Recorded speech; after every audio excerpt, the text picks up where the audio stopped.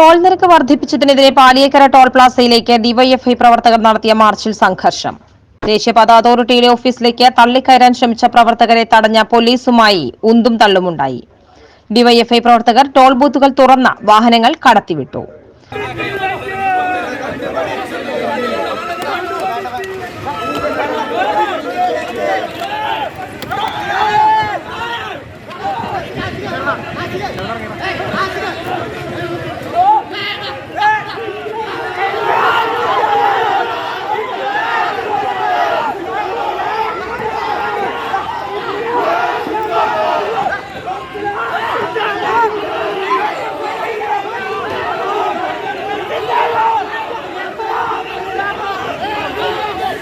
തുടർന്ന് toll പ്ലാസയിൽ DYFI പ്രവർത്തകർ കുത്തിയിരുന്ന് പ്രതിഷേധിച്ചു.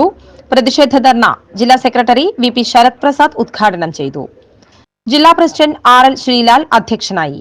സംസ്ഥാന കമ്മിറ്റി അംഗങ്ങളായ കെ.എസ്. റോസൽരാജ്, സുകന്യ ബൈജു, ജില്ലാ treasurer K S. Senthilkumar, Ollur block secretary Mithun Krishnan എന്നിവർ പ്രസംഗിച്ചു.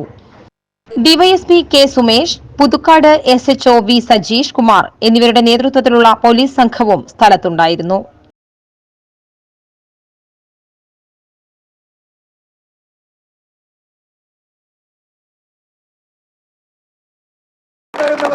ഇവിടുത്തെ പോലീസുകാരും ടോൾ പ്ലാസ അധികാരികളും മനസ്സിലാക്കണം. പ്രിയപ്പെട്ട സഖാക്കളെ, അടിയന്തര സ്വഭാവത്തോടു കൂടി ഇവിടെ സംഘടിപ്പിച്ച ഈ പ്രതിഷേധ പരിപാടിക്കകത്ത് എത്തിച്ചേർന്ന മുഴുവൻ സമരവളണ്ടിയർമാരെയും ആദ്യമായി ഡിവൈഎഫ്ഐ ജില്ലാ കമ്മിറ്റിക്ക് നിൽക്കുന്നതല്ല. ദേശീയപാതയിൽ ഉടനീളം ഇതുപോലെയുള്ള ചുങ്കപ്പുരകൾ കെട്ടിയുയർത്തി സാധാരണക്കാരായ ജനങ്ങൾ യാത്ര ചെയ്യുമ്പോൾ അവരുടെ പോക്കറ്റ് പിഴിഞ്ഞെടുക്കുന്ന സമീപനം തുടർച്ചയായി കുത്തനെ ഫീസ് വർദ്ധിപ്പിച്ചുകൊണ്ടെല്ലാം മുന്നോട്ട് പോവുകയാണ്.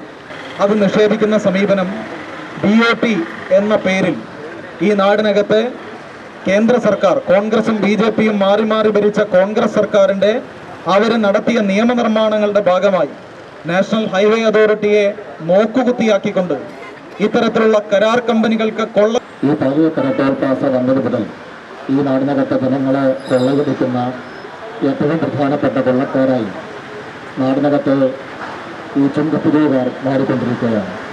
പാലിയേക്കര ടോൾ പ്ലാസയിൽ നിരക്ക് വർധനയുമായി ബന്ധപ്പെട്ടാണ് സമരം സംഘടിപ്പിച്ചത്. ഏതാണ്ട് 12ാമത് തവണയാണ് ടോൾ പ്ലാസ ഇവിടെ ടോൾ പിരിക്കാൻ തുടങ്ങിയതിന് ശേഷം നിരക്ക് വർദ്ധിക്കുന്നത്.